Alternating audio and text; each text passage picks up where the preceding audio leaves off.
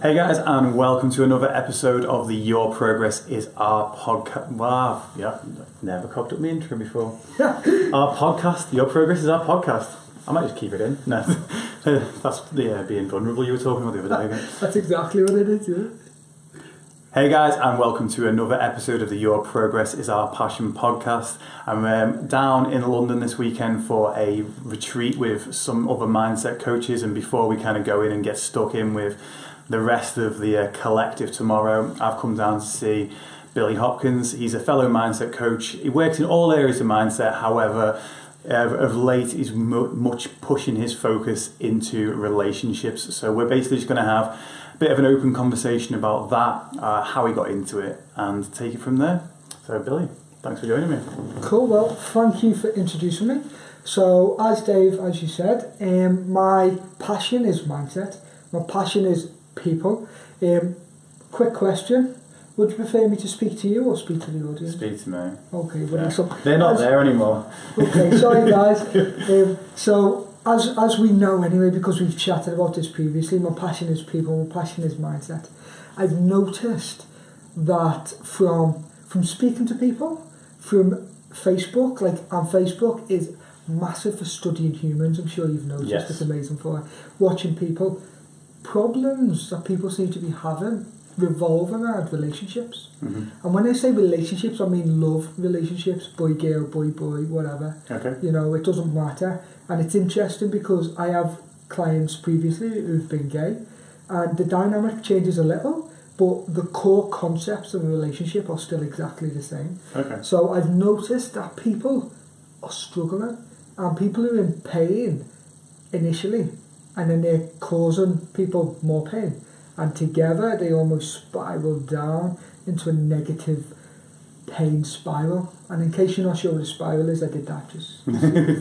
Well, for the people that aren't watching the video version, it was kind of like a double helix thing being painted in the air. It was a spiral. It was quite a remarkable spiral. Tell us a little bit about how you got into this line of work.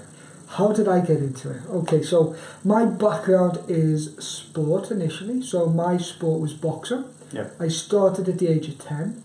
I literally carried on roughly till about 2 years ago. So that's almost 20 years.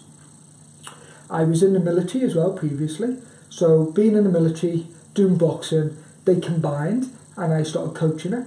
I started fighting for the Air Force and heavily involved in that performance aspect. When I became a coach, I wanted to know, A, how I could be more of an example to my boxers. Yeah. So I wanted to be leaner, I wanted to be stronger, I wanted to be, you name it. But I also wanted to be happier, intelligent, you know, the whole thing. Yeah. I just wanted to be better to show them. And then secondly, I wanted them to be better. So that led me onto the path of strength and conditioning, because I initially thought being stronger is the answer. Mm-hmm. It helped, and it was a very important tick in the box. Next after that was nutrition, and nutrition really accelerated things. That's where myself and my boxers' physiques, performance, daily, just their human performance overall improved. Okay. Eating better improved almost every aspect of their life, and I was like, wow, this is powerful. Yeah. It was so powerful, I then decided to leave the military and go full-time teaching it. Okay. I studied with BTN, Bodytech Nutrition, in Vancouver. Yeah. I know you had him. Yeah. Were we on the same course? Dave? No, I was a couple of years behind you actually. When was yours? No, mine was October 2015. Yeah, Same as Polly. Yeah, I was the following year. You were the following year, okay, Yeah. yeah. So we did it at a similar time anyway. Yeah, maybe I was in October 2015 actually. I'll dig out my certificate and figure it out. We were around a similar time. Yeah. But as you know anyway, that's a very high quality course. Yeah. You know, that really sets you up to help change people's lives. So that's what I did. But before I left, I had a few mental health problems. Okay. I call them a mental health injury because I've never been diagnosed with anything. Okay. I'd say I had bouts of depression or depressive-like symptoms, Mm-hmm. but I wouldn't say I was depressed purely because I believe you need a doctor clinically to say that. But I suffered, definitely, I suffered. It was after my marriage failed, I had pretty much a nervous breakdown. I got very, very ill with stress. I was training twice a day to avoid dealing with problems. I was drinking every Thursday, Friday, Saturday because I was in the military. I had to spare cash, and again, I didn't like to be alone, avoidance of problems. Mm-hmm. So that combined with money problems because I was spending money I didn't have because I couldn't handle being alone. So it was either go out, there was no other option. It was I need to go out and I need to avoid this pain and I need to avoid my feelings as I've been taught to do from a kid, as most men have in general.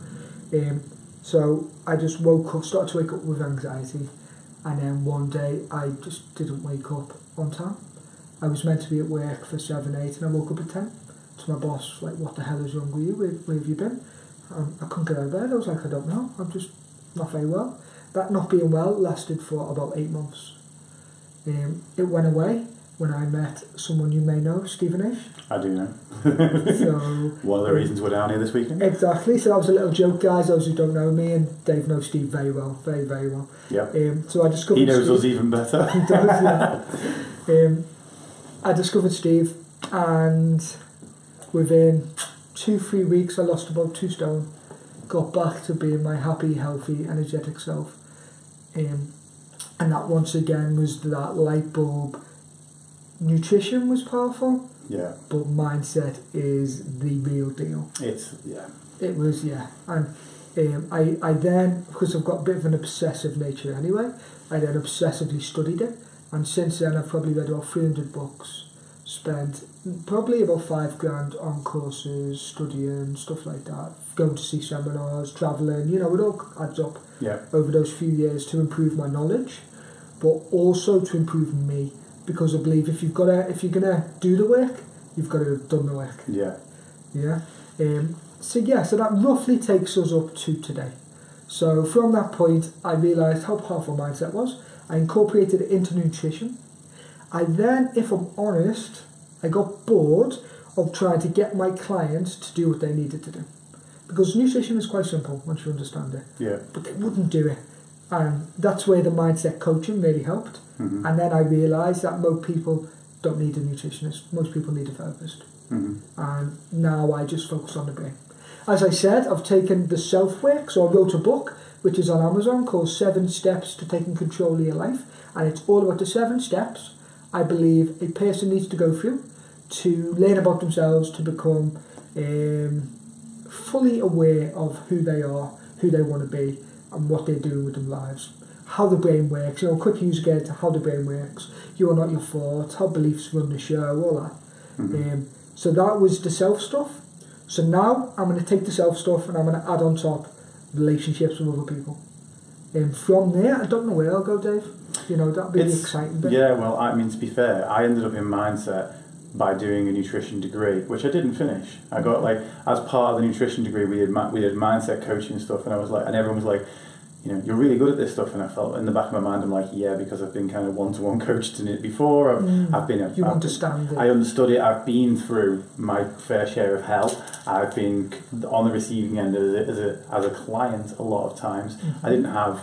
I wouldn't say I had an innate ability with it. I'm good at taking things, making analogies, and making complex situations quite simple. Mm-hmm. So that was all I did with mindset, really. But it was like, I did one presentation on mindset, and it was like the same as revelation that you had was, nutrition's great, but the mindset part of it runs the show. Mm-hmm. And I did not. If you'd have asked me, 18 months ago, where I was heading, I would have said I'm heading to a nice little office with some good natural daylight, maybe a plant, and I'm going to help people with celiac disease.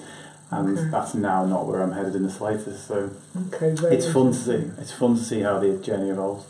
And I do think a lot of people, so I'm sure you'll find the correlation, a lot of people in the mindset game used to be in the fitness game, or still have a foot in the fitness game. Yes. And a lot of them used to be nutritionists. Do you know what I've got my thoughts on that? It's the fact that we're all the people that go to mindset are the ones that got into fitness for health.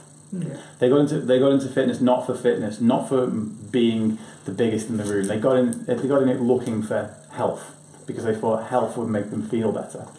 And then they go down the nutrition route because the fitness took them so far, and that it must be what I'm eating. It's got to be my neurotransmitter levels and things like that. They're all impacted by nutrition. And the biology of it as well. I think because with the mindset, it's not wishy-washy ideas and beliefs. You know, I believe that's the case because I've sat and watched you do something. It's massively based in neuroscience, isn't it? It's massively based in psychology. Yeah, absolutely. Massively based in how the brain works from a biological and a chemical level. And I do believe that those who move on from fitness, and it's not because they're more intelligent, I mean it's because they're more inquisitive into the science aspect. You know, it's okay, if I eat this, what does it do to my biology? And then when you realise what the hormonal differences and stuff, you start to think, gosh, this is fascinating. And then when you understand that mindset isn't just what you think, it's actually the neuroscience, it's the biology again. I think it's that next step up. It's almost like you're looking, when you're healthy striving rather than perfectionism, if you understand the difference.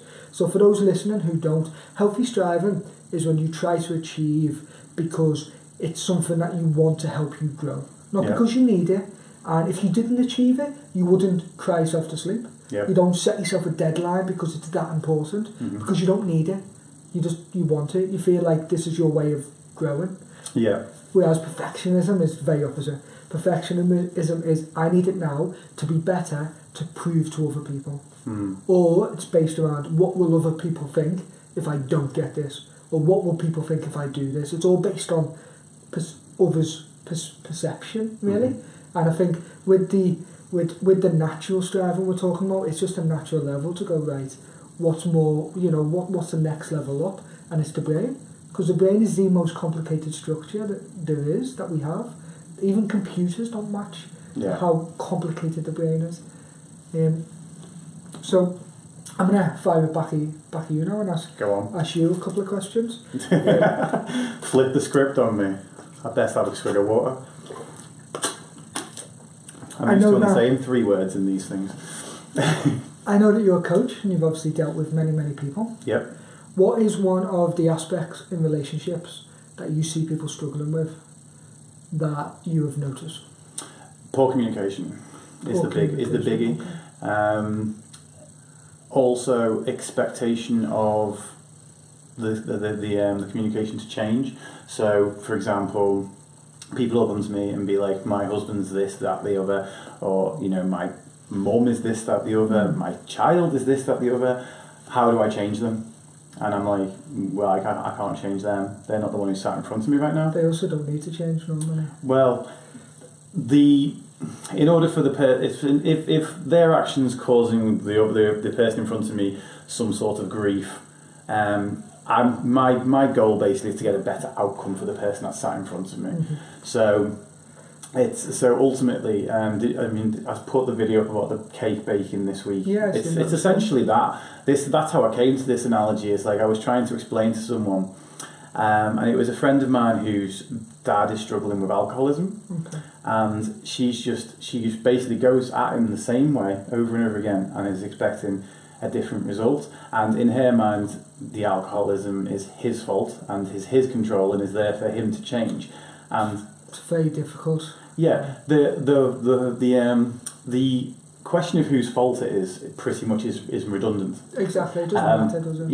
If you want to change something, if you want to change someone else's behaviour, and again, it might not even need changing, but if you feel it does and you want to have an experiment with trying to change it, then change what you put into the relationship. Because I can only deal with the person that's in front of me. I can't say to them. So it's like, if you'd have asked me a different question than you did just now, it would have changed the way, you know, the entire tone of things. If you'd have asked me that question in a different way, it may have changed the answer that I gave to you. Yeah, of course. So, because that's what communication is. You know, you're picking up, even without realising it, you're picking up tiny little signals of what I mean. You know, if I raise my voice, if I leant in, if I seem more aggressive, if I said a bit underconfident, you know, it all totally changes the dynamic. And it changes the message as well, doesn't it? So I get people to kind of focus on what they can control, what they can change. And the answer is, the thing is, I could change I could have, like, me and you could have this exact conversation. I could watch it back because we've got a video of it and go, right, what I did there, I could maybe change that and see, and then we could like go through the whole sliding doors moment and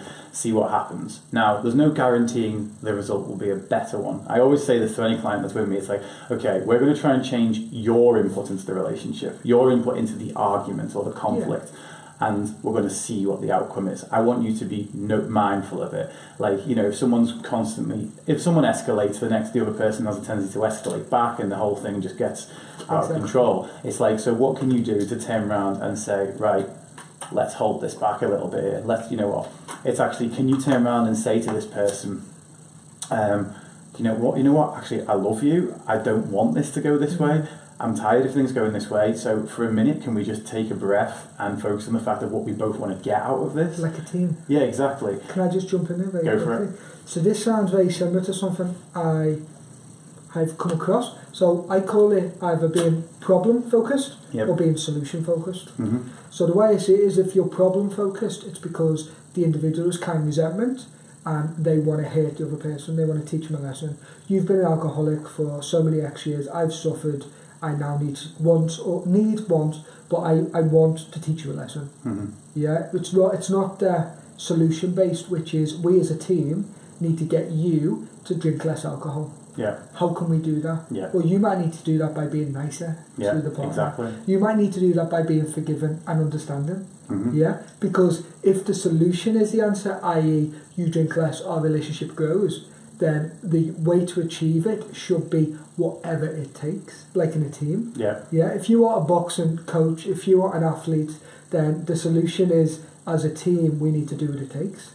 And sometimes athletes go to extreme, all the time, athletes go to extreme measures all the time, because the idea is we need to do whatever it takes. Yeah. And normally in a relationship dynamic, whatever it takes is normally being more forgiving, being more understanding, and trying not to project your fears onto your partner. Yeah. So we've found, as a generalisation, and I do mean it generalised because each individual acts individually, of course, but women tend to be more fearful, men tend to be more shameful. The shame for men revolves around, I'm not good enough, I'm inadequate. So the woman's fear... Yeah, I've been there. Yeah, exactly. And I felt that very strongly. That has motivated my actions when I was younger, a huge amount. Spending money I didn't have, trying to impress people, huge amounts of arguments, my own fear and insecurities being projected onto others, jealousy, you name it. So I think in this made up situation, or accurate whatever, in this situation, the woman's fear is maybe, you're going to die, I'm going to lose you. If I lose you, I'm going to be alone, no one's going to love me. Yeah, because it all comes down to two sorts of emotions, fear and love. And I find fear is almost the opposite of love. Because if you're not in love, you're generally in fear, or an example of fear. So it'll start off as fear, but turn into hate. Mm-hmm. Yeah, fear turn into anger, fear turn into hiding from the world. But, you know, those I find are higher emotions from the root emotion of fear. Okay. So you're either in fear or you're in love. Yeah, I can see that. Does that make sense? Yeah, totally. So it's like someone who's angry could like have been fearful of that they won't succeed in a certain way, and therefore that's coming out as anger towards someone who's more successful. Because I'm fearful that you've made me look stupid. Mm-hmm. And if I look stupid, then I have low worth. And if I have low worth, then you're not going to give me the pay rise I need. You're not going to be friends with me. You're going to exclude me from the group. Mm-hmm. A lot of it as well, if we real boil down, and you know, for people to achieve this, sometimes requires therapy. It requires maybe mindset, or it requires an awareness of yourself to quite a high degree. Yeah. You know, it's not easy. It's simple, but not easy. But when you can get to it, once again, a lot of it is fear of exclusion. Mm-hmm. Think about your job, think about the workplace. Different maybe now you're self-employed as a, you know, an individual gym owner. Yeah. But, you know, let's say you work in a busy office. I don't know my gym, just in case the owner of my gym's listening. Sorry, Mark. I just work there. But, you know, let's say you work in a very busy office, yeah? And you've got all these little dynamics going on, and they start slagging off. Oh, we get that in ours. Yeah, I'm sure you do. It happens in every little group. Yeah. But for this example, we're in an office with computers and desks, just a basic office. Yeah. And you've got Paul over there, for example, and Paul ain't great at his job, but he's a nice guy. Yeah. And your colleagues are slagging him off. And you don't really want to slag Paul off, but your fear of not being part of the group is larger than your not wanting to slag Paul off. Yeah. So you fall into it. And that again is the fear of, I don't want to be excluded. Because if I'm excluded, I'll be like Paul, sat on my own, having everyone gossip about me. So we find, and then there's the shame aspect for a man, is, you know, if I'm not part of the group, if I'm not alpha male, if I'm not whatever, then my value is zero. My self-worth is attached to my ability to be a man. Yeah. And you see this so much. Like, I'm wearing a cardigan at the moment. Supposedly, for some, this is not manly. I've had, you know, I've had a gentle ribbing from certain individuals because I wear a cardigan. I'll be honest, it's cold. I like it. I think I look nice in it. You know, that's really... I've got a similar one in the car. Well, just in case it gets colder tomorrow. Exactly. I'm wearing this because I've been in the car with heating on all day. So we are cardigan wearing men and we don't care. No, definitely not. Mine's not got cool buttons like that one though. Or does it? It's got studs. Poppers, you know, for easy escape if it suddenly gets warm. Yeah, exactly. So let's stay in this situation. So a story from my life, and I'll be completely honest. So my shame again is inadequacy. It is not being needed or not being wanted, which ultimately means not being loved. Because even as a man, no matter, like as I say, I've been in the military, I've boxed, I've done all the alpha male stuff, but I still just want to be loved. Yeah. You know, at the end of the day, same as everyone else, you just want to be loved. So a direct story from my relationship was Sophia, my girlfriend. I pick her up from the train station most evenings. I was late by a few minutes. We're talking 2 to 3, not 20, you know. Yeah. You were man late, not woman late. I was 2 to 3, so that's a very big stereotype. I know. You should know to stay away. I have just gender stereotyped.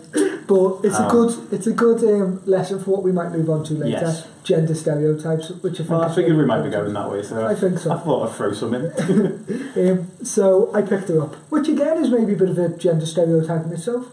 I like to protect her. I like to make sure she gets home safely. I like doing that.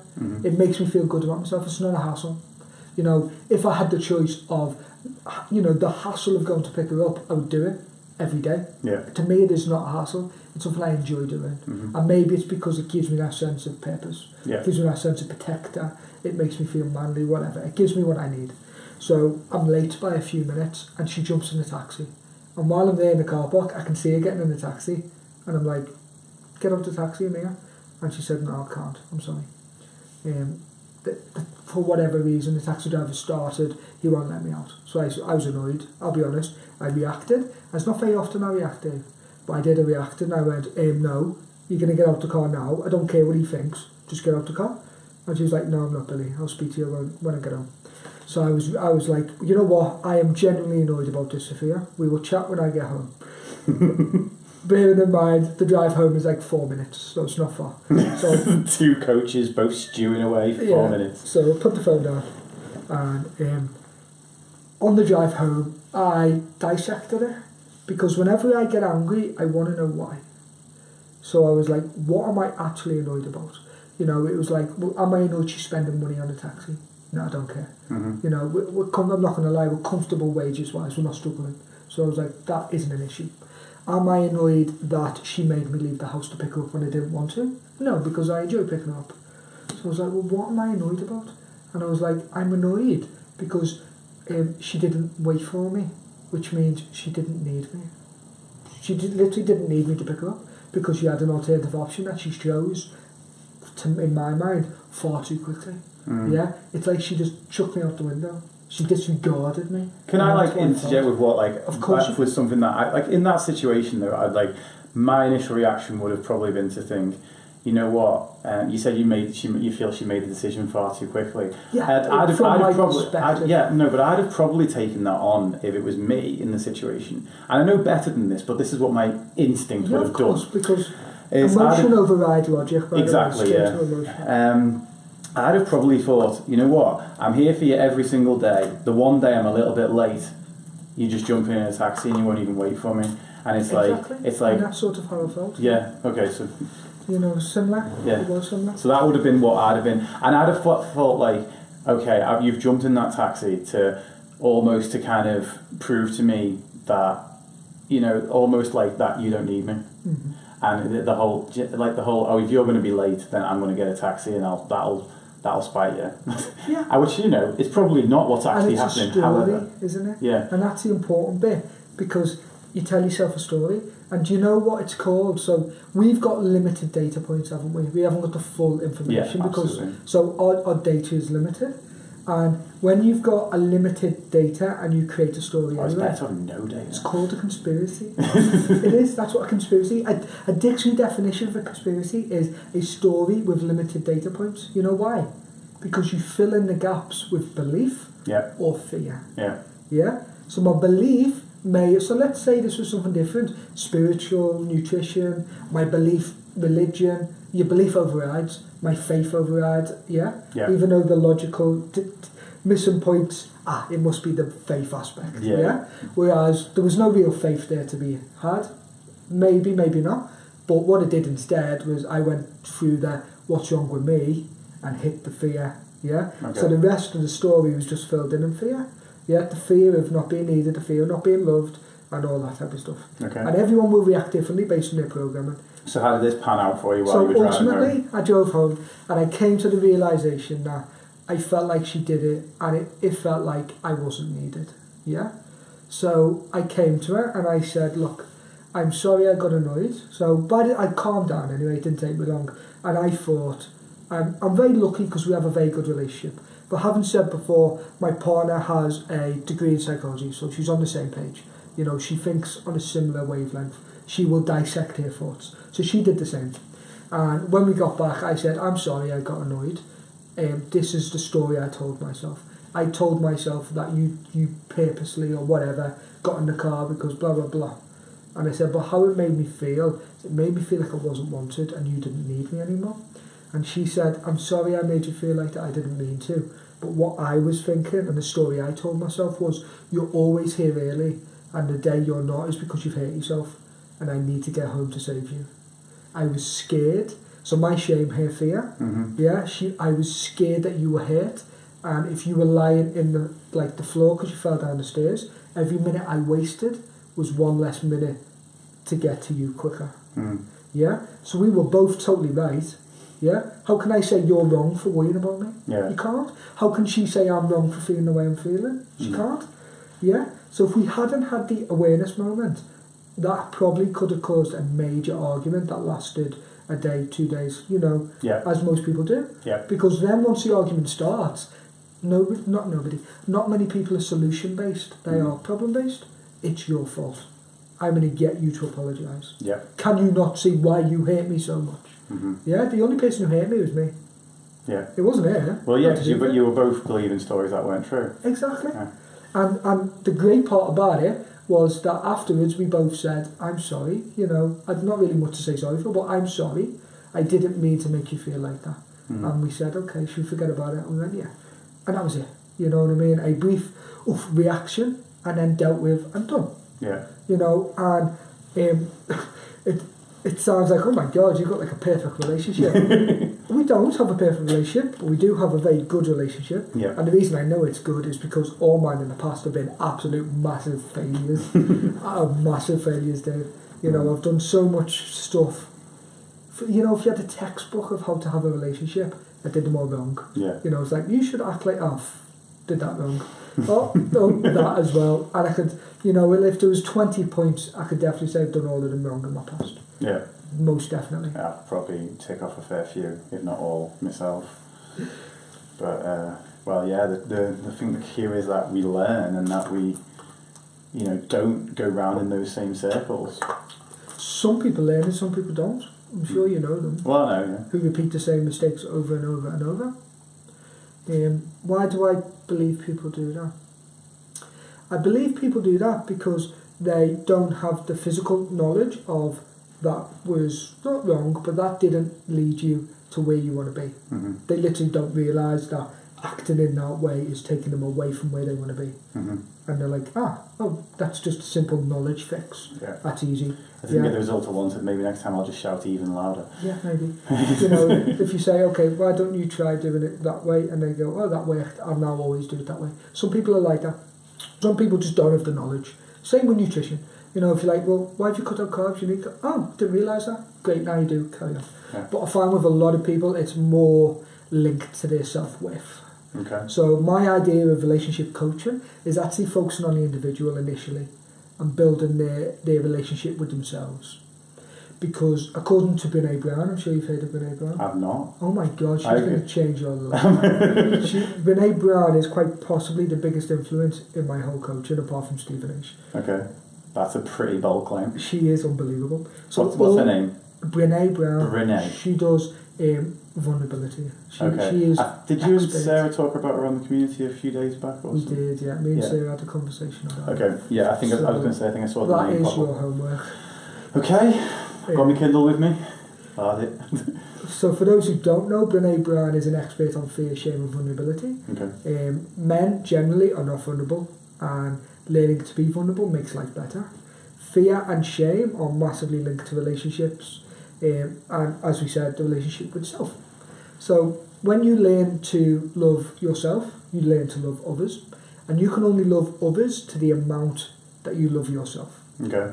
So a lot of people's response to this would be, I love my kids more than I love me, which makes sense. Yeah. But when you boil it down, yeah, if you have self-worth issues, yeah, let's say you got bullied at school, yeah, your kid might come home and say, I've been bullied, and you get a bit annoyed and say, yes, I told you this was going to happen because you didn't wear the correct coat, because your hair is a mess, because whatever the reason, and instantly you pass all your shame, fear and problems onto that child, and you say, you are not good enough. Does that make sense? It does. So what would be a better outcome? So, as I say with most things, the best gift you will ever give to anybody else is your own happiness. The best gift you will ever give to your children is your own happiness.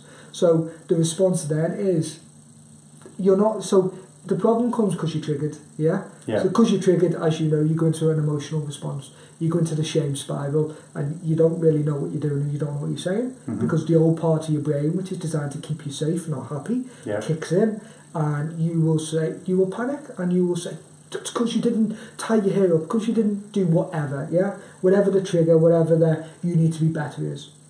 When you don't do that because you're not in that place, you would work on healthy esteem. So you would say maybe, that's okay.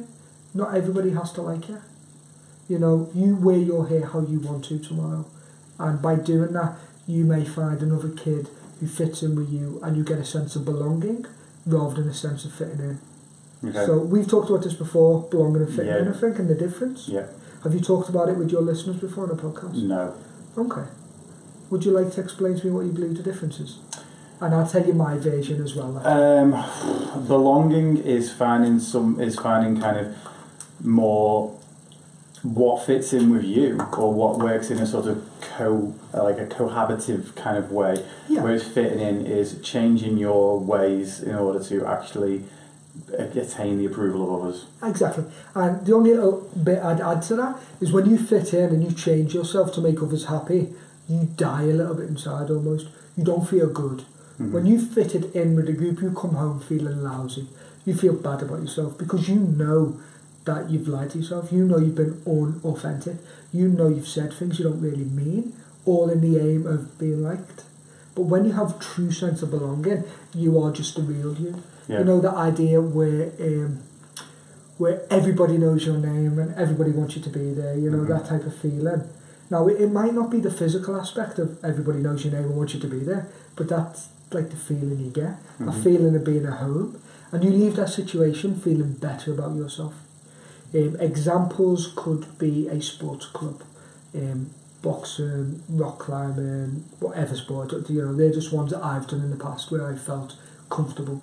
Ones that I didn't, ones where I was fitting in and I didn't really belong, was when I'd go to the gym to look good purely to attract females. And the people there weren't my people. No. You know, there's nothing wrong with them. You know, it's not I'm slagging you off. It was simply a case of we were all probably there from insecurity driven stuff. Yeah. Whereas with the boxing, so I've boxed for 20 years, boxers are my people. You know, I go into a gym and I'm just at home. You know, it's that sort of difference. Yeah. So for yourself, do you have any examples of where you can think in your life that you've belonged and where you fit in? I'd say I've never felt. Oh, okay. I would say I definitely belonged with Muay Thai, the Muay Thai crew. I think maybe in a similar way to boxing, is like the environment there was kind of like we all had the Muay Thai thing in common, but we were all very, very different people, and that was kind of okay. And almost embraced. Like, yeah. Bring your difference because we're going to learn off it. How do you do it differently? That's interesting. Yeah. Rather than that's wrong and shameful, don't do that again. Yeah, exactly. Yeah. And I find as well with the combat sport is it doesn't matter what clothes you wear. You know, which may sound silly, but if I could go to boxing in, like, I'm sure you've noticed now, everyone goes to the gym in designer leggings. Yeah. It's all Adidas this, Adidas that. It's got to be Reebok if you're CrossFit, you know. And don't get me wrong, in boxing, Clayton Rays are very expensive boxing gloves. I've got a pair, you know, but they are good quality. But back as a kid, and still now, I can go to the boxing gym in whatever I like. You're covered in sweat, no one cares what you look like. Yeah. You know, it's almost that we don't care. For those 2 hours, we don't care about your background. Yeah, in a boxing gym, you mix with kids who may be travellers from a background. You mix with kids who may be foreign. You know, it doesn't matter about the background. Well, I went to Thailand twice to actually do Muay Thai out there, and it was always I went to the same camp twice, so it was different. It was the same trainers that went. Tiger, did you do? No, I went to Suwit, S-U-W-I-T. They were near Tiger. They had the little stadium like that. I'd have fights on a Friday night. Yeah. They were the only one around that area that had its own little stadium as well, so it was brilliant. And yeah, I remember being a very so this is probably where I probably wanted to kind of fit in, I guess. The first day, this was after I'd come out of my first marriage, and I was very vulnerable. I went travelling on my own, and I was I couldn't believe I'd done it, to be perfectly honest. And that's quite impressive. I was out there for a month. And I just needed to kind of get away from the shitstorm I'd created back home. And I quite honestly say that I definitely created that for myself. I needed to get away from it. And I went out to Thailand, and I am such a massively shy person. People don't believe this. They think, how can you do this podcast stuff? How can you stand up in front of a group of people? It's different when you're stepping into your own expertise. When that's a place that you feel you belong, I guess. Exactly. And on the first day, I was like, all right, I'm not going to get a scooter out. I'm scared of that. I'm like, I know, so I'll just go for a little walk by the gym. I won't go to morning training on the first day because I need to accustom myself and all the rest of it. So I went for a little walk, ended up at Phuket Zoo, which was like 2 kilometres away from the gym. And as I walked, I'm like, there's really nothing here. And so I went back to my room, and as I got back to my room about 10 minutes later, I heard all the bikes come back from morning training, and everyone had come back, and there was all this talk outside, and I just sat in that room, and I was like, what? When was this? This was 8 years ago, maybe 9. And how old were you then? Like 26. Okay. 34 now. 35 now, so... 7. So... Yeah, and I sat there and I'm like, what if they don't like me? What if I don't know what to say? I panicked. I was like, I froze. And that moment is the pinnacle of vulnerability. That's what vulnerability means. And on the other side of vulnerability is connection. Mm-hmm. Because you don't get connection without vulnerability. How do you connect with me if I don't tell you a real story about my life? Yeah, when I tell you that I failed in something or whatever, you bond with that a little bit, you connect with it, and that's because of being vulnerable and of being real and of being raw. And so many times in lives I see us and myself and lots of other people hit that pinnacle of connection, hit the pinnacle of vulnerability and then retreat. And they don't get what they're actually insanely striving for, which is connection with another human being. The fear is so strong, they close the door. And it's funny because it's on the other side of that vulnerability is where generally the magic happens. So carry on with your story. So I sat there, and in the end I just thought, you know what, I travelled 24 hours like on planes, buses and whatnot to be here. I'm here for a month. I've got to make that move sooner or later. And I was like, I was even not planning to go. I was going to go to this training the following day, and I just kind of opened the door and went out, and it was just like, and it was easy. I just made just said hi. Everyone was like dead nice. Of the group of people that I met that day, there was a guy called Daryl who I'm still friends with now. Mm-hmm. Like, he turned out he was in Liverpool, so like at uni, I was only 45 minutes down the road from him. Cool. He now lives in Norway. He's an absolutely amazing sort of movement and stuff coach now. I'll show you some of his stuff in a bit. Yeah, cool. If he's ever over in England, I'm totally going to get him on for an interview. Stuff he does is just, he's training with is it Ido Portal? Yeah, the guy, the movement coach that did all the Conor McGregor stuff and everything like that. Don't know him. But yeah, and like we're friends to this day. There was that. On the other side of that vulnerability was that connection. Yeah, exactly. I've been out to Norway to see him, and we've love Norway as well. it's stupidly expensive. Ridiculous. But yeah, like there was that belonging. I spent the whole month there. And to a point to which I don't think I'd ever felt that level of sort of connection and belonging before. Okay. To the point at which I came home and all I was doing was thinking about for the next 7 months, how do I get back there? Mm-hmm. So like 7 months later I went back for a month, and it wasn't as good because it wasn't the same crew, but it was still amazing. Less vulnerability as well. Yeah. Which is very interesting. It was almost potentially, maybe it was even more magical because of how vulnerable you was initially. And when you went back, that vulnerability isn't there.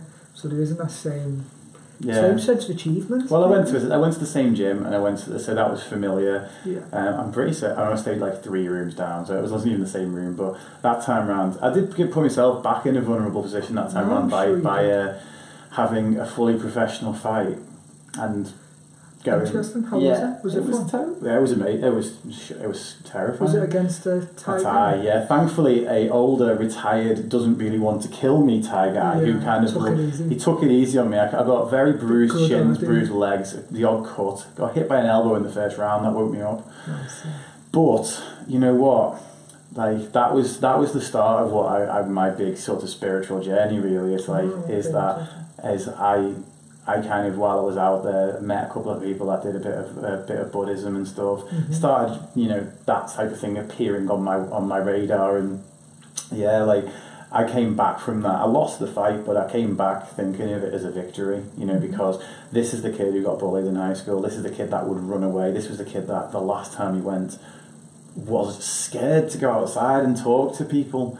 And then he went the second time around and jumped in a ring for 15 minutes, 5 3-minute rounds or whatever it was, and went bare shin to bare shin, bare elbow to forehead. It's like, and yeah, I've only ever done padded combat since, but still, that was a huge victory for a man with my background. Exactly, but that would be a huge victory for anybody, to be honest. I mean, as I've stepped in the ring many times, every single time. It's like you're taking a risk for a start. You're putting your life on the line. Many people, say many, but a few people don't come back out that ring. It's a danger for a start. It's like jumping in a car. We don't realise how dangerous a car is. Probably one of the most dangerous things we will ever do. People who die on the roads. We worry about terrorism. Trust me, you do not need to worry about terrorism. No. More people die from shark bites than they do from terrorism. Yet it controls where we go on holiday. Oh, yeah. Don't get me wrong, don't go to Afghanistan and Iraq. That's quite obvious. Don't go to those places. But don't stress about maybe going to Egypt or Turkey, somewhere which is very commercial and very normal.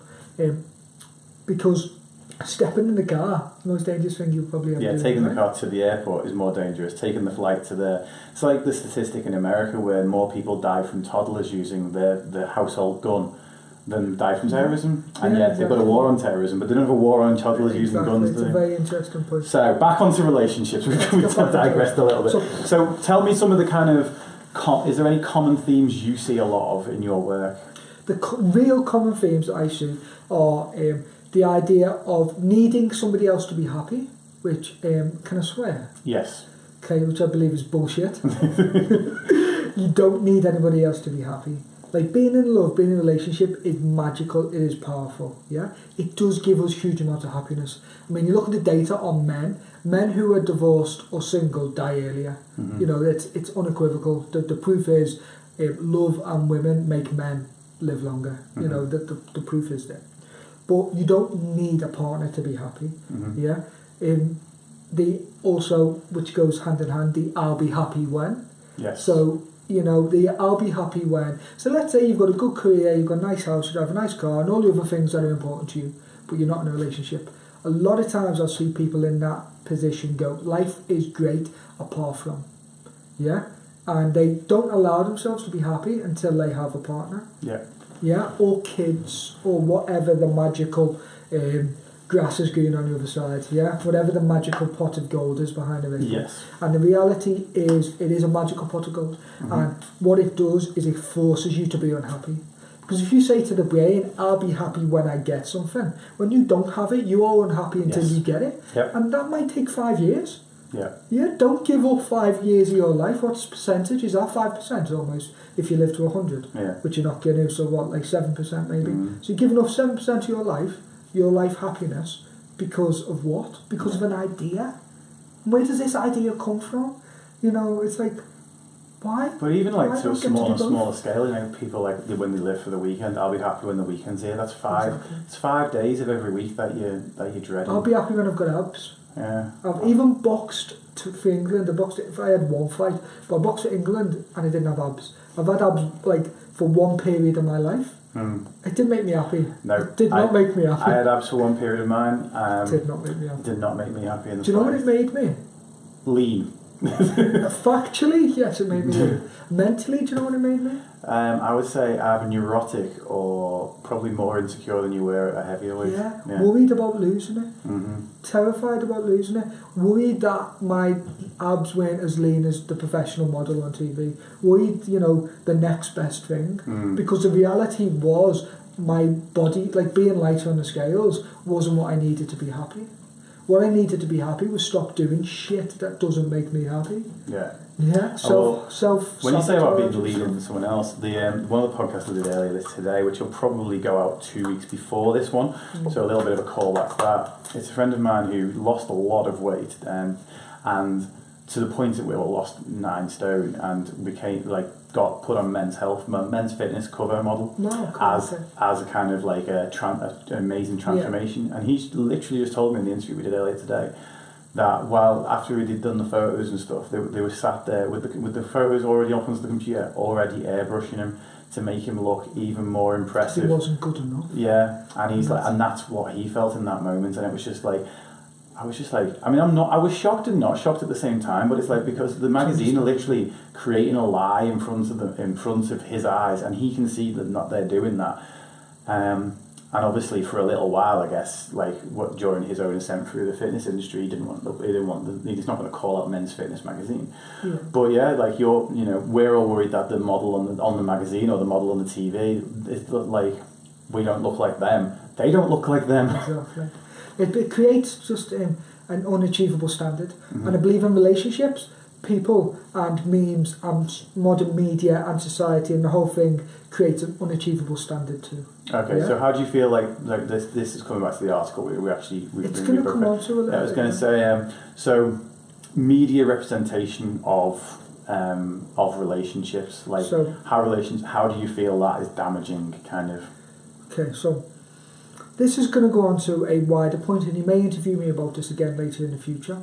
So I've been studying a lot into male depression and something called covert depression. Okay. And what that means is that depression in men shows itself very differently. Yeah, it doesn't show itself, and it's a generalisation still, but generally it shows itself as troubles. Yeah, so you'd say the man is troubled because he drinks too much or he takes drugs, or he sleeps with too many women, i.e. gets validation. He fights, he gets angry, all these troubles, yeah? But what he doesn't do that much is break down and cry, like the classic example of depression. Yeah. I can't get out of bed, I'm broken, I'm tired, I'm very upset, I'm very emotional. You know, what society depicts, which is generally how women suffer with it. But men don't normally do that. They do when it becomes overt. Overt means in the open. Yes. Covert means hidden. Okay. So when it's covert, it's troubles. Yeah. When it's overt, that's when the man's broke. When the man has been suffering with depression, he is now broke, and his shame because having depression in a man is double shame. Yeah. A, shame for being depressed. You should be a man. Why are you upset? Number 2, you've asked for help. Oh my God. Yeah, so the double shame. So that man has now hit the point of double shame, and his pain is stronger than that. And now it's out in the open. Now he is openly suffering. He was suffering before, but now he's openly suffering. Okay. And I believe a lot of modern media is actually written and created by men, that, you know, when it's created by a man, but a man in the depths of COVID depression that he's not aware of. This is depicted in a lot of violence, and we see violence to women. So this is specifically about the article we read, and you know what I'm on about. So we were taught, and I've watched this play over, I've believed this, I've maybe even followed this myself, but let's take James Bond, for example, James Bond forces himself on the female, The female pretends that she doesn't want it, and then she kisses him, and that's it, she's his, and he sleeps with her for the whole night. But if you break that down, what he's physically doing is forcing himself onto a female who's saying no repeatedly. And what it teaches us is that women want it, they just pretend that they don't. So as a man, these are the messages you are being taught from the media, and it makes me question who would write this. And I'm not slagging anyone off. I'm not saying producers, journalists. I'm genuinely not. I'm just trying to think, how did this come about? Where did it come from? And it's something I haven't fully developed. So this is where you might interview me in the future when I've researched it a lot more. But let's just go back to the article itself. So the man is forcing himself onto a woman. And we've watched this image over and over. Can you think of any examples yourself? Well, I mean, in the article it talked about the Han Solo thing with Princess Leia, and I was like, I'm never going to see that scene the same again. But if you look at any sort of, well, let's take like the Big Bang Theory, for example, right? Like it's all harmless fun, but Leonard in that show is with Penny, and literally he got there by being relentlessly pestering and breaking down. Now, ironically, I've had this conversation with my wife, who said that, you know, basically I'm always like, how did I bag a hottie like you? Sorry for the choice of words, but you know, she's a much more attractive person than I am. That's not me being self-deprecating. She's just another level. And I'm always like, well, you know, I've done well, kind of that type of thing. And she'll always say, well, it was your persistence, and that has me questioning a lot of things. Like, you know, was that persistence? Was it good persistence? Was it, you know... Because then you sort of think, ooh, we're matched together now. But are you matched because you like me? Or are you matched because... Have you got Stockholm Syndrome? Because I wouldn't give up. And, you know, it's then, but do you truly like me? But the thing is, like, you know, you'll hear a lot of a woman wants to be courted, they want to be pursued, they want to be wooed. That's what we've been kind of taught. That's what we've been told, you know, like, and it's like the question is... It's what's repeated. Yes. And almost reinforced. So if that ever works, so did your wife reinforce your behaviour of constant not giving up? Well, I mean, to be fair, I said one of the times when I asked her to like go out for a date with me, she said, I'll go out for... In fact, you know what? This is going to sound well bad now in this context. Just being vulnerable in there. She said, her exact answer was, I'll go out for dinner with you if you ask me in a way where I can't say no. Now, I've always seen that as a playful thing, and everything. In this context, in the rest of this conversation, it seems a little bit more sinister. However, but my response to say no was to ask her out was she talked about how she was into kind of like Austinian language and things like that. You know, like the language from like the Bronte sisters and whatnot, and that sort of old English. She was fascinated by that sort of thing. So I basically got her address from a friend and sent her a letter, basically talking about how I would like to take her out for dinner, but in that sort of Mr. Darcy style language. And that was her way to not that she's, you know, she thought ticked the box. Yeah, that ticked the box. So, you know, in terms of the level of action, I don't think there was anything sinister about it. However, it was the persistence that certainly. But she said that she then accepted her answer. She said she accepted the date because she thought, right, okay, she'll accept the date, and then when it doesn't work out, not if it doesn't work out. She went into that date with when it doesn't work out. That'll be that, and she's done it. She's had a date with me, and then I'll back off. And I went on a big old opening up journey, like extreme vulnerability, I would say, or maybe not all, but I put 90% of my crap on the table. And I don't think she was prepared for that. She was thinking she was just going to get some blokey bloke that was just going to, and, you know, well... Be very different. Yes. Because your character and who you really are two different things. Yeah, I need to plug this in quickly, because it's gone into low battery. Not a problem, I'll carry on. I'll pretend that David still stood there. So, it was very interesting that you said about sinister, because I don't believe that this programming is particularly sinister. And I use the word programming because it's beliefs taught from a young age. It's beliefs that are carried on, created, encouraged by society as a whole in general. And I don't believe it is sinister. I believe it can become sinister completely, but I don't believe it in itself is particularly sinister. I mean, you said yourself that your wife almost played along. Yeah. You know, because she's watched the same programmes as you, Dave. Yeah. You know, she's got the same message as you. She is the other half of that. You know what I mean? It's that the saying of it takes two to tango is that if we're going to chase somebody, then somebody has to be there to be chased, don't they? Definitely. And that is almost their role to be played if, you know, you're to believe the gender stereotypes. It's alright, buddy, that needs turning on. Go again. Does that need turning on? Yeah, that needs turning on. Sorry for the slight technical guys. error, but I have filmed 4 videos today. It's still not giving me any power. Are you sure? I'm sure. It should be. And this one? Yeah, it should be. It's on. Is it? The light on. Is your cable? It's on. Don't tell me the cable's bad on me. It's alright, we've got an iPhone charger over there if you want to grab it. So I'll just plug it in over there. Carry on. I'll carry on. So, a couple of points that David spoke about is we've used the word vulnerability a lot. And I want to talk a little bit more about vulnerability. So why, as I said earlier, do I believe men need to be more vulnerable? I believe we need to be more vulnerable because the act of blocking yourself from being vulnerable is considered the act of toughening up. It's considered generally the act of becoming a man. Because when you become a man, you become strong. You become strong physically or you become strong mentally, and you are no longer allowed to cry, for example.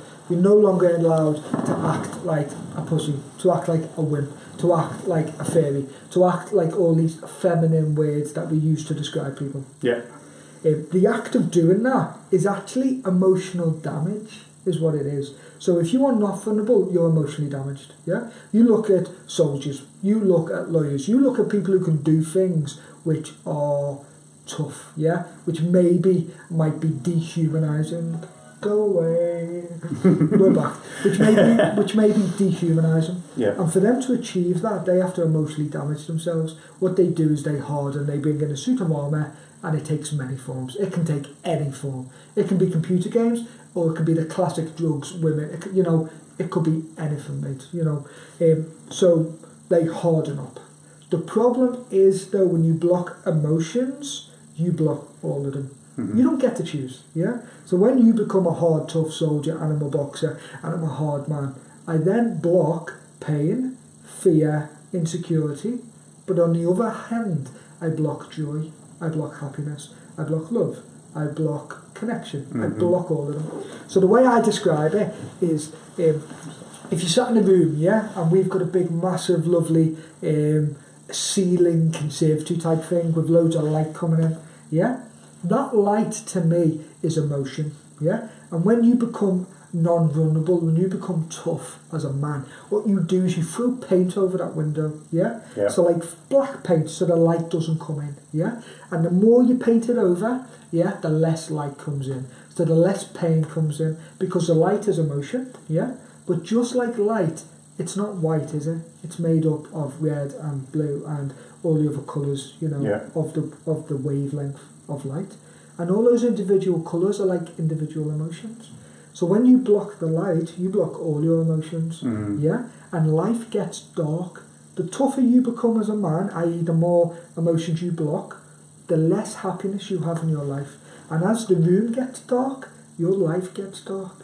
And what vulnerability is, i.e. becoming vulnerable, chipping away at that paint, letting more of that emotion come in. So if you're going to feel the bad emotion, like vulnerability, like, you know, worry of connection.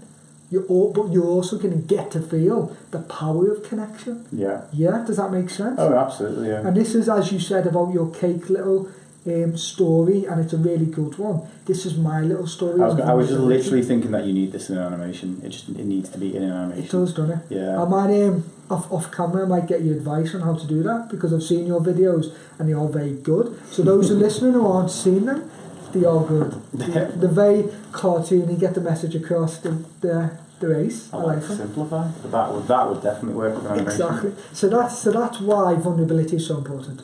So as a man in a relationship, if you're not vulnerable, you don't feel as much joy. Yeah, you don't have as much connection with your partner. Yeah, the way you become vulnerable is by practicing. So as men, we like routine. So one way I would get a couple to improve their relationship is by communication, but by open, honest communication, without one person trying to shame the other. Yeah. And it will become a routine. So it will be Wednesday evening at 7 till 8. You're going to sit down, you're going to have a vulnerable conversation. Yeah. And it doesn't have to be super vulnerable. It's just practice. Practice that emotion. Yeah? And as the man, you can get into that because you're like, I like routine, I like practice. Yeah, you know, you can get into it. You might not like being vulnerable, but you like the response you get. Yeah, you like that your partner connects with you more, and the weight will come off your shoulders.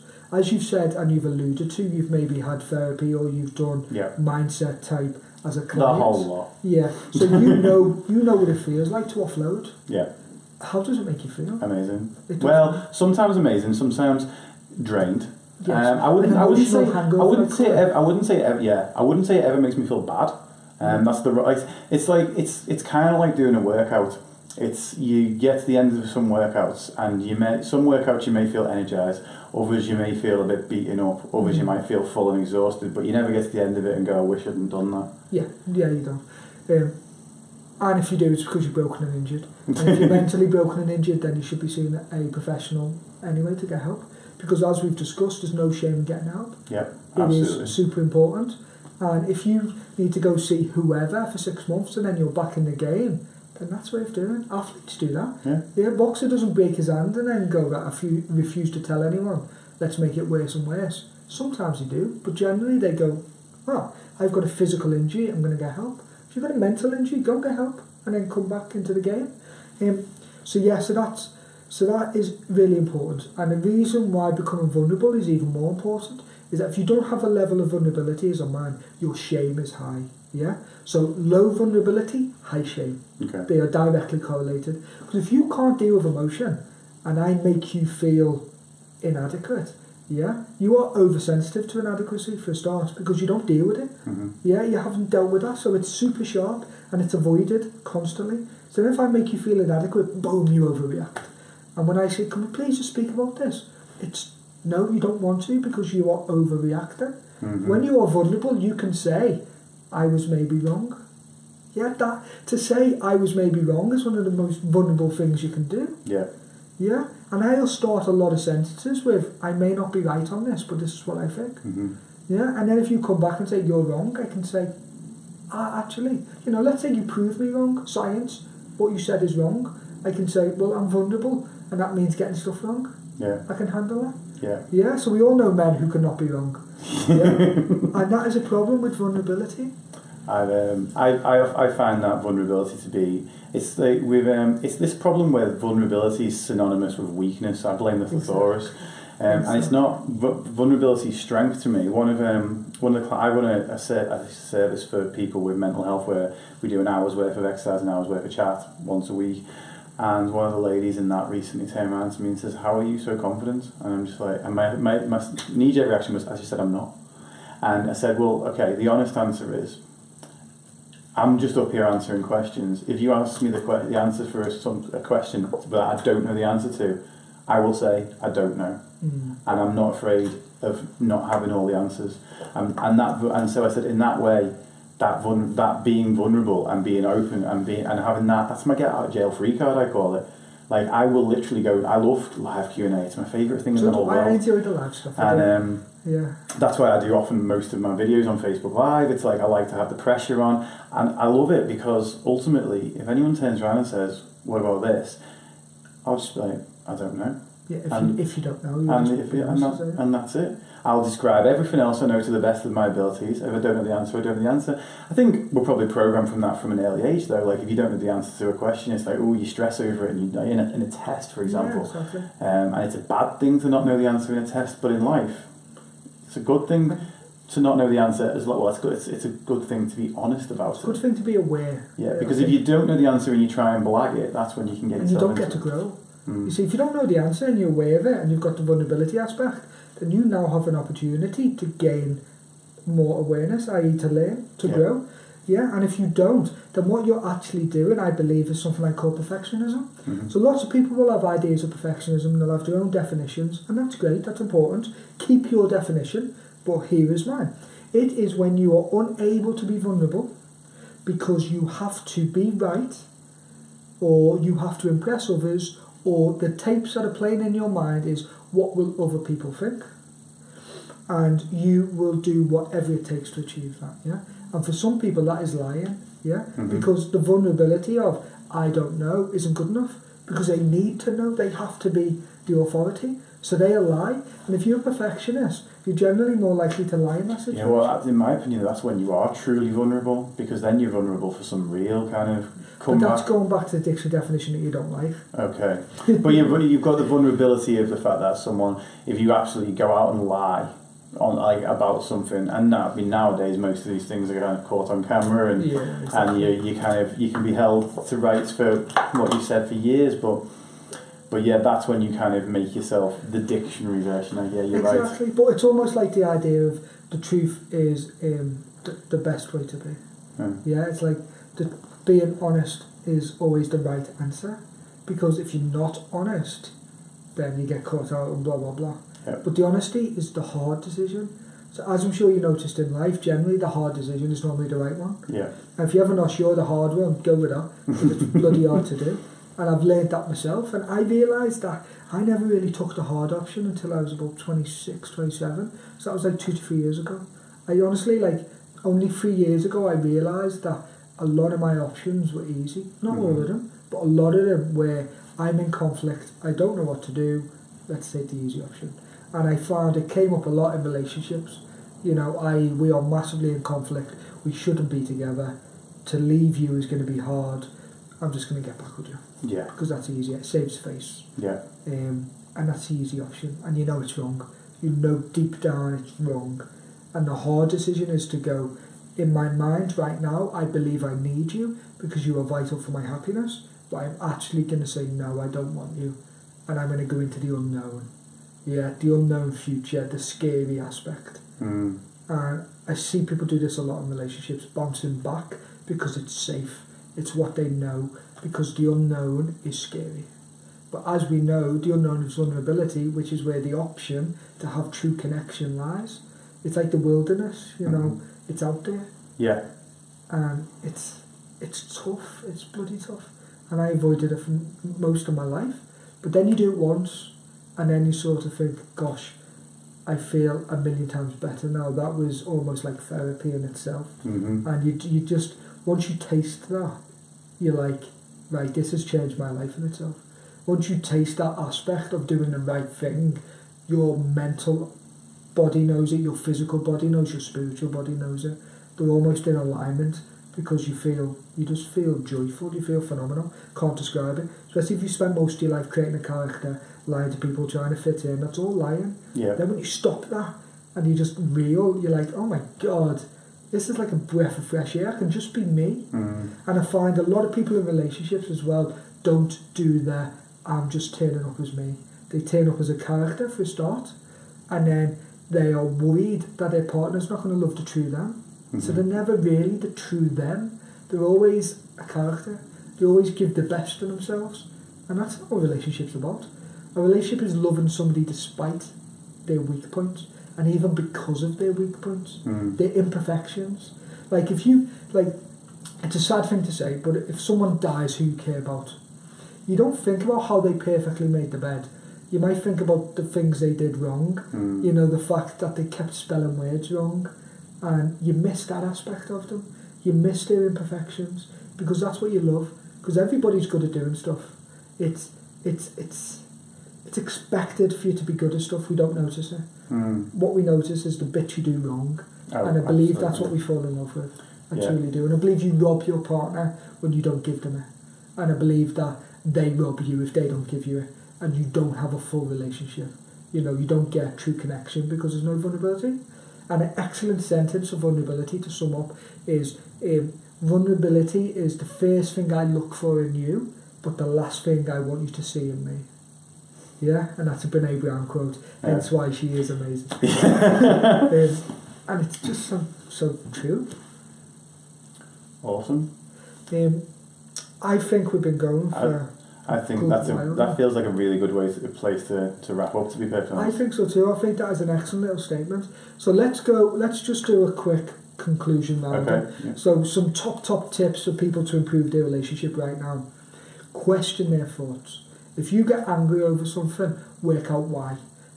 Go with the idea of it's more me than them. Yeah. Instead of going straight in with you upset me, go in with the fact of I've upset myself because I think like this. Let's work out why I think like this. Mm-hmm. That's the first one. Second, be vulnerable and say, this is the story I'm telling myself. Yeah. So the story I'm telling myself, Dave, is you're late is because you don't care about this interview. Mm-hmm. Yeah. That's a story. And you'd go, I was an hour early. he was, by the way. Dave is not late. You know, it's when I say, this is a story I'm telling myself, what do you think? You think, you've got the wrong story. Yeah. You don't think, I hate you. Yeah. You don't think you're picking on me. You think, you've got it wrong. Mm-hmm. Yeah. And then you get to tell me the story you were telling yourself. And then you can see that actually we've both just been telling stories and our brain likes to make loads of stuff up. Next, focus on self before improving a relationship. If you split up with somebody, don't jump in with somebody next. Do the self-work. Yeah. Learn to truly love who you are. Learn to deal with your own insecurities, and if you can, get rid of them, because we don't need to have them. They are completely irrelevant, but they're unnecessary. Insecurities are massively unnecessary. You know, worry pretends to be useful, but it's not. It achieves no purpose. Yeah. Real fear does. If you're about to die, you need that fear because boom, it turns your energy up and it allows you to escape. Mm-hmm. But you don't need it in a relationship generally. So fuck, what was I saying? You just got saying that you don't need your insecurities. Exactly. So, yeah, deal with those insecurities. You don't need them. Yeah, literally do the self-work until they're gone. When they are gone, you'll be truly happy, and you will meet somebody else who's also truly happy, and then you are more likely to have a successful relationship. A whole plus a whole, not a two or two halves. Yeah, exactly. And like the cake idea, yeah, you've mixed all the right ingredients in the right amount, and the cake that comes out is beautiful and tastes good. Okay, so focus on self first. When you're in communication, as we said earlier, try to work out what you think you did wrong and be vulnerable. So be vulnerable and say, I think I got this wrong, if you did. Yeah. Mm-hmm. If we're arguing for 2 days and at the end of 2 days I go, ooh, I think I read your message wrong and you didn't actually say that, go and apologise. Yeah. Go and say, I think I got that wrong. I'm sorry. Let me see what else. To be honest, that's it for now. If you Can I chuck one in for you? Of course you can. This comes back to the story thing where you said about like what story you tell yourself, but one that I've been practicing probably for only about 2 or 3 months is always assuming the positive intent. I knew you were going to say this as soon as it started. So best intentions. Yeah. So if you want to look at a reason why someone might. Someone might have done a certain thing, the other person in the relationship may have wronged you in some way or done something that's caused you pain. Try and think about what the most positive intent behind that action might have been. Yeah. So why that person might have wanted to do that. Like, they may have wanted, like, for example, Sophia's positive intent was to get back because she was worried about you and she wanted to make sure you were safe. So that was the positive intent behind there, and that was, in that instance, was actually the right answer. But like, even if someone like cuts you up with in traffic, if you sit there and think they're just an absolute arsehole, then you're going to hold on to some negativity. And you practice it, because what you practice, you get good at. Yeah, exactly. You practice being negative every day in traffic, because you become good at being negative. So instead, when that person cuts you up, go, well, maybe they've got something important to be to. They're late to the hospital. Late to the hospital, yeah. That's what I say to myself. They're late for something important, like the hospital. Yeah. I slow down. And then, once they've done that, it doesn't matter what that feeling has, whether it's right or wrong, but it has a different impact on yourself. Yes. And if you were to have, when you said that, you had that 4-minute drive home, some people might drive home and stew for 4 minutes, and actually by the time they get into the house and have the conversation, that's it, they go off on one. And it doesn't matter if the answer was something as simple as it was, the environment that's been created for it is terrible. If you'd have come up on the way back, if you'd have actually, as you said, you kind of calmed yourself down, or maybe you kind of thought, why else could she be thinking like this? What could be a positive reason? Yeah. And I'm going to finish with another one that's just come to me. Yeah, go for it. If you're in a relationship with a person now, and you realise that you don't truly love them, you're trying to change them, it's not making you truly happy, and you've thought about leaving, you want to leave, whatever, my advice for that situation would be set that person free, because they deserve to be happy, and so do you. Mm-hmm. As an individual, you deserve to be happy, like, completely. Everyone deserves 100% happiness, yeah, especially in a relationship, but so does the other person. Yeah. If you care about them, set them free. Yeah, if you love a bird, if you love a flower, you don't pick it and lock it in a cage or lock it in a box, because it dies. So set it free, nourish it, water it, feed it. And if you're not going to do that, allow somebody else to. Yeah. Yeah, move on. Don't stay with them selfishly because they give you what you need, which is self-validation, being chased, being needed, being wanted. It's selfish, it's unfair, and it's an example, not in a harsh way, that you need to do a lot of self-work. Yeah, you need to learn to love yourself. Because people who love themselves don't do that to others. Mm-hmm. Hate people hate others. Yeah. And that's what I'll finish on. Awesome. Where can we find you on social media? So generally I am in the Mindset Academy with Stephen H. in the main group. So I'm in there a lot. If you want to add me personally, it's Billy Hopkins. And that's it really. I was going to say I don't know of any pages where I see you. I only ever see you through your personal page and through the Mindset Academy. Yeah, personal. I'm happy to connect personally. I'm not a standoff type of guy. It's just come chat to me. If you've got something interesting to say, come tell me. I'm very happy to chat to people generally. But most of our work, most of my work is done in the group in general. Yeah. I save now 90% of my videos for in the group. I don't do as much on my personal wall. Okay. The personal wall is great to message me if people want. Awesome. Alright, okay. So that went in about 20 different directions that I wasn't expecting it to, which was absolutely amazing. I hope you guys enjoyed that. I hope you guys took some really good points there, particularly the summary at the end really kind of nicely rounds everything up. It's been awesome to have this conversation with Billy. I will be back on my own next week. Thanks again for watching. Your progress is our passion.